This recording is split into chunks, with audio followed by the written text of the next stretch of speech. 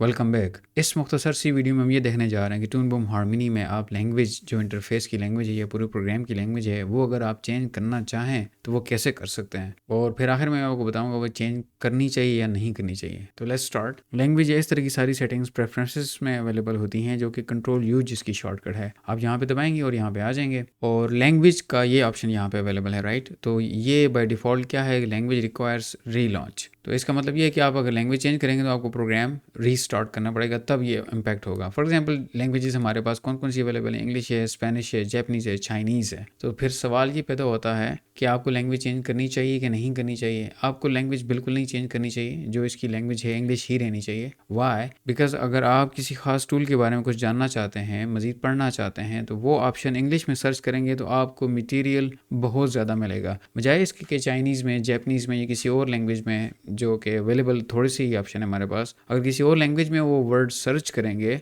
वो वहाँ पे मटेरियल मिलना बहुत मुश्किल हो जाएगा। तो लर्निंग के पॉइंट ऑफ व्यू से लैंग्वेज आप इंग्लिश ही रहने दें इसकी, जो कि ऑटो डिटेक्ट पे इंग्लिश ही है, तो इंग्लिश रहने दें। इससे आपको लर्निंग में बहुत ज़्यादा आसानी होगी। अगर still if you want to change you can change it from this option. तो इस वीडियो में इतना ही, मिलते हैं नेक्स्ट वीडियो में किसी और टॉपिक के साथ।